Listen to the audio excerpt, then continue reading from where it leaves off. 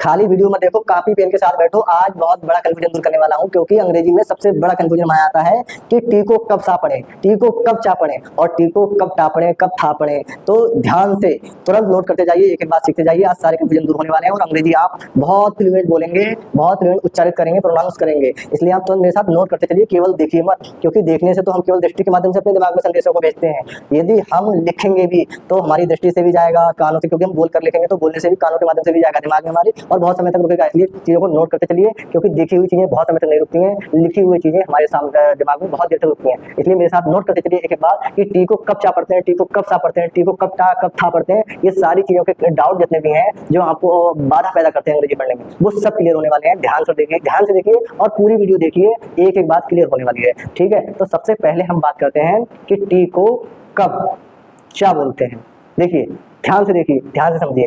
T के बाद आपको कभी भी अंग्रेजी पढ़ते वक्त यू दिखाई दे, क्या दिखाई दे? यू। आप तुरंत चा आवाज निकालना, यानी कि चा आवाज निकालना सीधे सीधे। जैसे मैच्योर बोलना है आपको, क्या लिखना है? मैच्योर। कहीं लिखा है MATURE तो वहां मैच्योर बोलेंगे। और इसी प्रकार से नेचर जब हम लिखेंगे तो नेचर में NATURE, तो नेट, यहाँ पर नेटवर नहीं बोलेंगे ना नेटर बोलेंगे, यहाँ पर नेचर यानी TU चा की आवाज दे रहा है। इसी प्रकार से हम बोलेंगे कल्चर, तो कल्चर में भी TU चा की आवाज दे रहा है, CULTURE। उसके बाद में हम बोलेंगे क्रिएचर, तो क्रिएचर क्या होता है? CREATURE, क्रिएचर हो गया। इसी प्रकार से पंक्चर होता है PUNCTURE, पंक्चर हो गया। इसी प्रकार से वाल्चर हो गया। इसी प्रकार से बहुत ज्यादा शब्द है जिसके बाद में टी के बाद में यू आने पर चा आवाज हम निकालते हैं।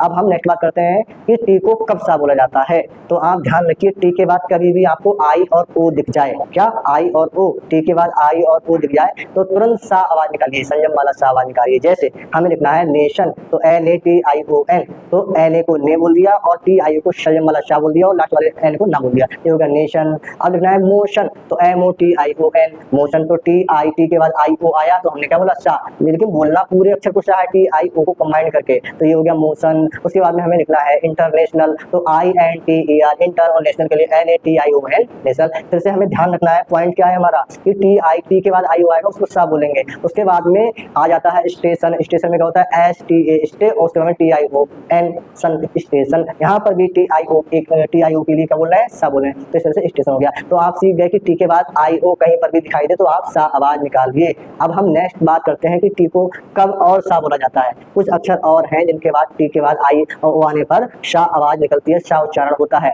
जब आपको टी के बाद IA दिखाई दे कहीं पर भी तो आप तुरंत सा आवाज निकालिए। जैसे पार्शियल, PARTIAL, पार्शियल का मतलब होता है बहुत थोड़ा, ठीक है, आंशिक, तो पार्शियल PARTIAL, तो टी के बाद IA आया तो IA के लिए हमने क्या पूरा TIA के लिए क्या बोल दिया? शा बोल दिया, पार्शियल हो गया। इसी प्रकार से इनिशियल, INITIAL, तो टी के बाद IA आया तो इनिशियल हो गया। इसी प्रकार से बहुत सारे शब्द हैं जहाँ पर टी के बाद IA आता है तो सा साउंड निकलती है, सा वॉइस निकलती है, सा आवाज निकलती है। तो आपको ध्यान रखना है कि टी के बाद IO दिखाई दे तो तीनों अक्षरों को सा बोल देते हैं, टी के बाद IA दिखाई दे तब भी आप तीनों अक्षरों को सा बोल देते हैं। अब हमने आपको बता दिया टी को कब चा पढ़ते हैं, कब सा पढ़ते हैं, फिर कब सा पढ़ते हैं। अब बात करते हैं टी को कब था पढ़ते हैं। जब भी आपको टी के बाद H दिखाई दे तो आप था पढ़िए, लेकिन एक अपवाद भी है, यहाँ पर दोनों चीजें पढ़ी जाती हैं। टी के बाद अगर H आया तो था भी पढ़ा जाता है, दा भी पढ़ा जाता है। कैसे? जब टी के बाद H आता है तो था भी और दा भी पढ़ा जाता है। इन चीजों को हमें ध्यान से पढ़ना पड़ेगा, समझना पड़ेगा और याद करना पड़ेगा, यानी कि रटना पड़ेगा, तभी हम उन चीजों को दिमाग में रख पाएंगे, वरना हम गलत उच्चारण करेंगे। जैसे टी के बाद H आने पर था कैसे बोला जाता है? जैसे थ्रोट बोलना है, मैं क्या बोला? थ्रोट, तो THROAT, थ्रोट, थ्रोट में गला होता है। THROW, थ्रोट, थ्रोट में फेंकना होता है। तो यहाँ पर टी के बाद H आया तो हमने था बोला। इसी तरह टी के बाद H आने पर दा भी बोला जाता है, तो कब बोला जाता है? THE, देखो दा बोला जा रहा है। यदि किसी कॉन्सोनेंट वोवेल से पहले आ जाइए वाला वर्ड तो इसी को दी बोल देते हैं, तो क्या उच्चारण होगा? टी के बाद H आने पर दा उच्चारण होगा। इसी प्रकार से हम बोलते हैं दोज, क्या बोलते हैं? दोज, तो दोज में क्या होता है? टी के बाद फिर से H आ गया, लेकिन फिर भी दो बोला जा रहा है, था नहीं बोला जा रहा है। तो ये चीजें हमें याद करने पड़ेंगी। कैसे? THO, ऐसी दोज हो गया।